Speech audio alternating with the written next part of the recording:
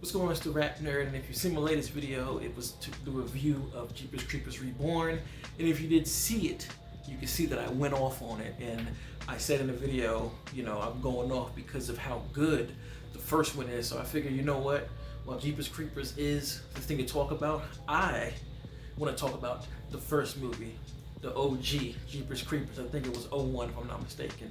And we start by saying, fuck the director, because he is a piece of shit. So I always have to say that in reference to this movie, because it's just unfortunate that sick people can help craft great art. And this movie I'm literally separated to, and I want people to understand that. Like, I don't support that guy at all, wherever he did. If you're not aware, Google him and you'll see that it's even sicker that he got this movie after what he did. So I'm putting that out there first.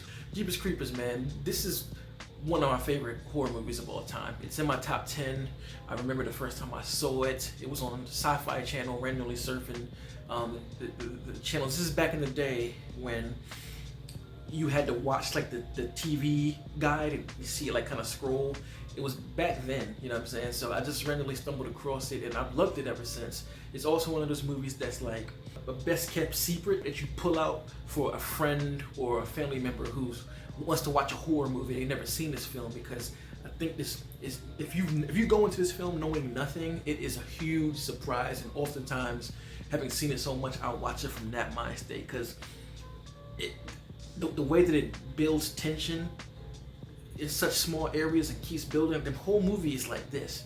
You're not really given a chance to breathe at all. And then when you're hit with something so hard that the rest you just did have means nothing. So that's what I love about this film.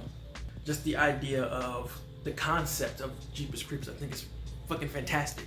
And they can keep making Jeepers Creepers like sequels, and because the OG is so damn good, I will give them a chance, because I think there's still something there, and there's still a story there to be told when it comes to Jeepers.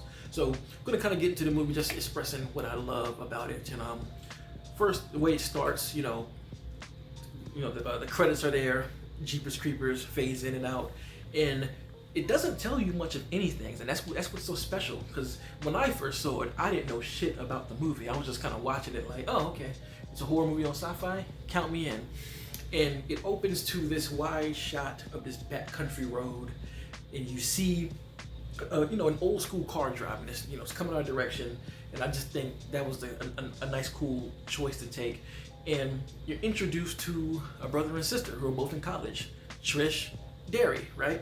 And off bat, the first 5 minutes of their conversation is written and performed so well, you instantly buy the sibling bond that they have. They even have like a little game they play on the road. They're cussing each other out. They're playfully insulting to each other. It's something that you see between siblings. So in just those first 5 minutes, you're already like, okay, I like them. This is like a real brother and sister kind of bond. And I think they just, everything about that is just performed well.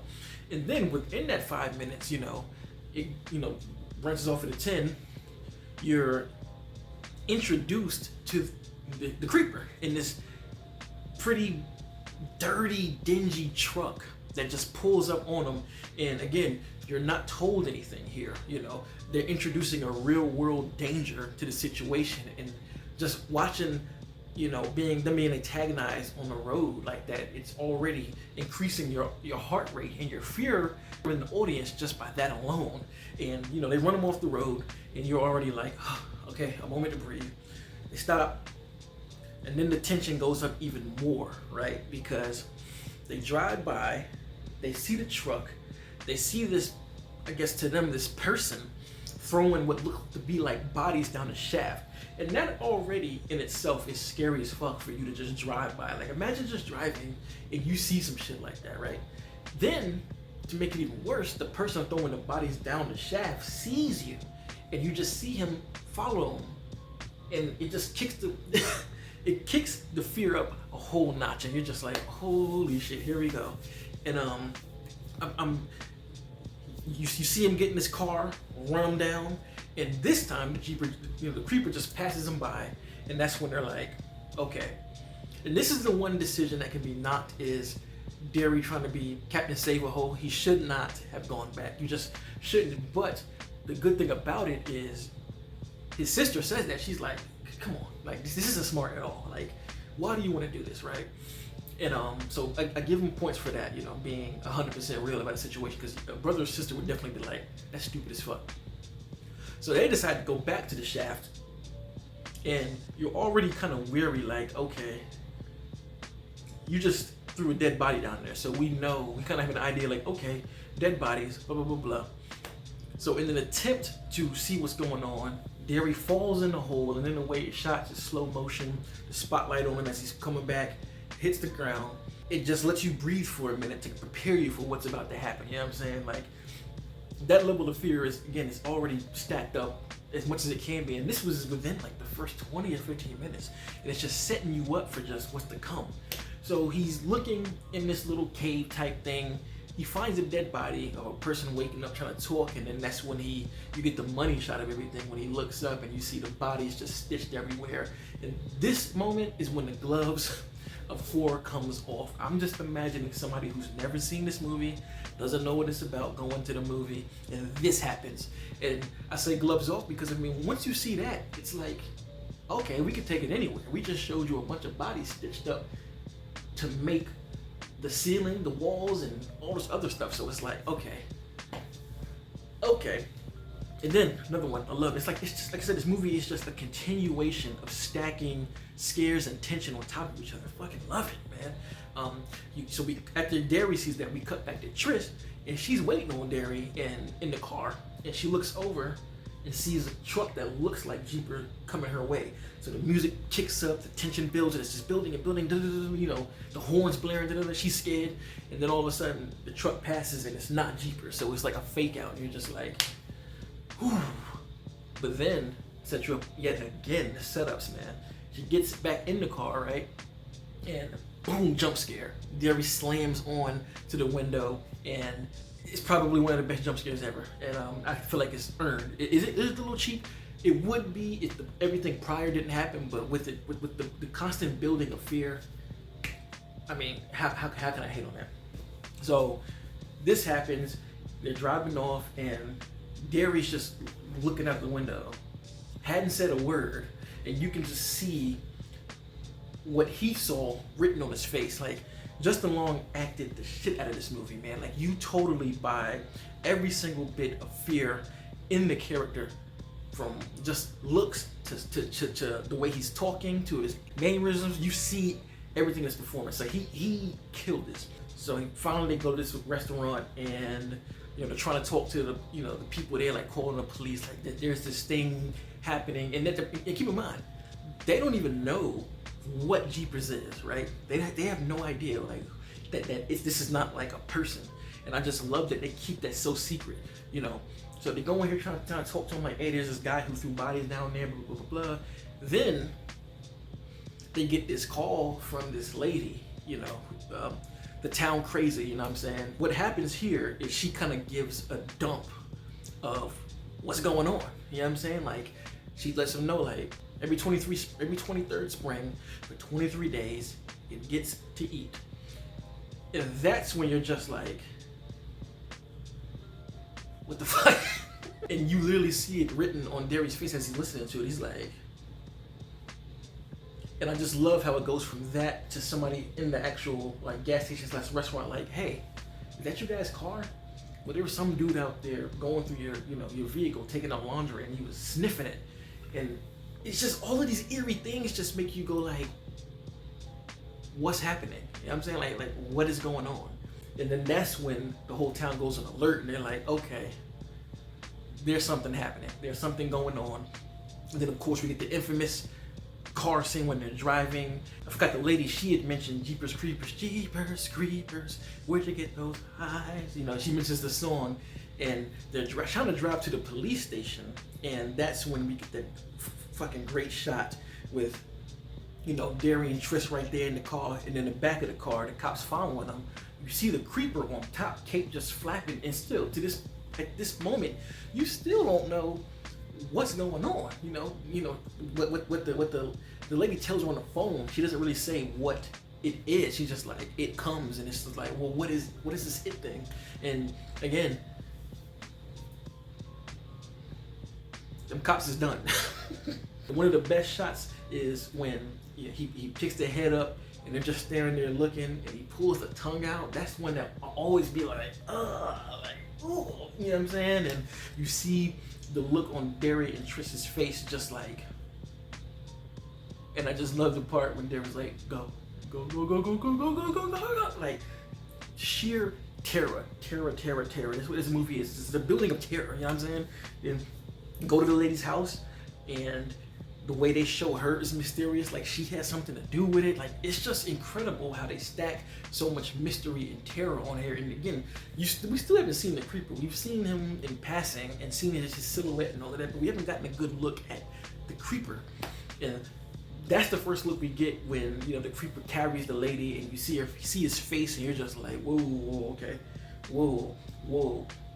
And the design for the creeper is still one of the scariest beasts ever. Just the way they do that scene, they run him over, and you think that it's over. And you know, that scene particularly, I think, was made to show his skill set. Him running up the car and flipping, and you just like, okay, this is some other shit. It's pretty clear that this is not a human being, you know. First of all, when you see the creature design, and then he gets ran over, and you think that that's over, but of course it's not, which is the best thing possible. When they go to the police station, and the way they introduce him in that police station is so good. Lights is off, they're checking each cell, and you see each cellmate kind of give the cops, you know, a dick of a move. One is just like, what are you doing?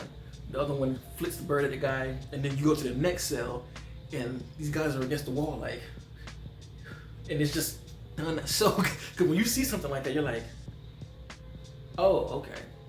He pans over, and all you hear is the sound of crunching and biting, and with this funny ass swallow noise. It's like, ooh, ooh, ooh. You know what I'm saying? And you finally get to see Jeeper. Is that his name? I don't even know what his name is. You get to see him in all of his glory, the gray skin and the wings, and you're just like, oh, what the? And then the massacre just occurs on the whole cop room, and I just love it. And punches a hole through the guy's heart, and he's just ripping these cops apart. And here is when they actually run into the lady that I was talking to on the phone, and then that's when she gives even more detail, like, you know, it gets to eat, and you know what it eats. And she says something about it smells fear on people, and when it smells something it likes, it just goes after that. And that's when she reveals, like, I see one of you screaming in the dark. I don't know which one it was. And I'm like, what kind of information is that to drop on somebody? You know what I'm saying? Like, and I just love, again, we're not given any more information than that. It's this thing that comes every 23 springs and eats for 23 days. That's it. We don't get what it is. We don't get how it got here.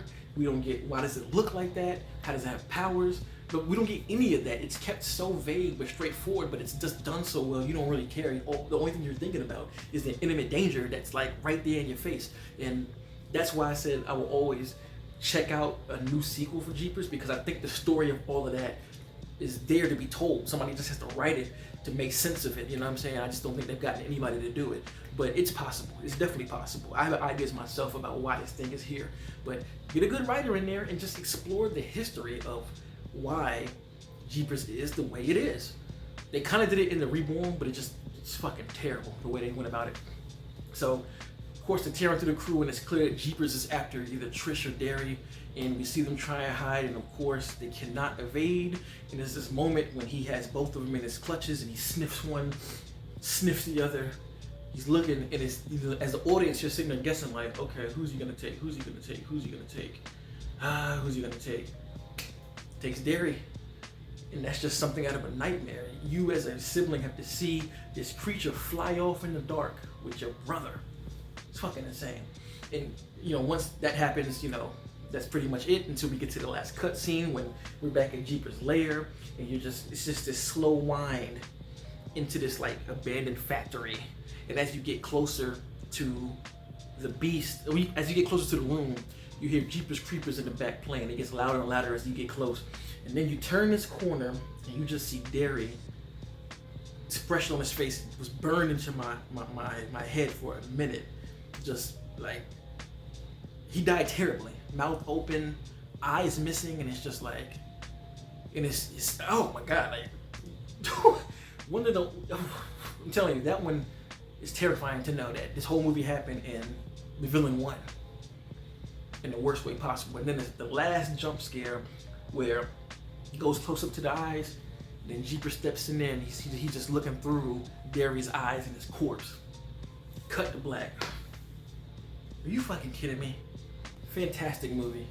It's, like I said, easily one of my favorites. I just ran through it, but it's all of those little things that make the big picture. The small details, the fake scares, throwing you one way and hitting you here, the lore and the world building being told on such a single layer level that leaves room to make you just think about it. Because like when it cuts to black, all those things I talked about the Jeeper, like what is it? The creeper, you know, what is it? Why is it here? Like you just sitting when the credits rolling, just like, that was intense as hell, and I don't know anything about this creature and why is it here.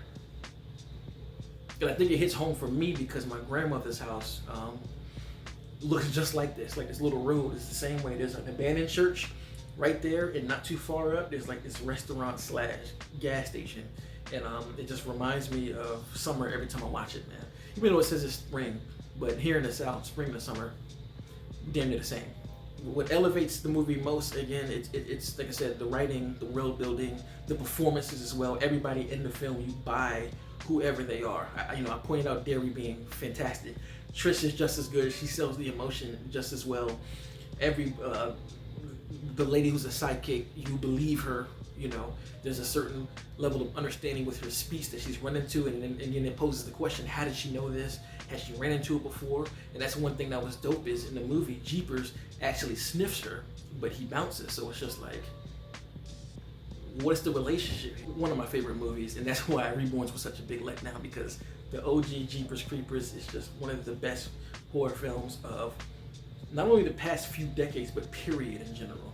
The set design, the score, the cinematography, everything about this film works, and whatever doesn't work is highly outweighed by what does work. And that's why this movie is a horror masterpiece in my opinion. So, and the second one's not bad either. I actually like that one too. But let me know what you think about the first Jeepers. That was my thoughts. I kind of ran through the movie just expressing my love for the film. Fuck the director again, I gotta say that. If you like this kind of content, like, subscribe, and October is coming, and boy do I have some specials. Anyway, until next time, peace. RapNerd Productions, no capping, that's word to mommy.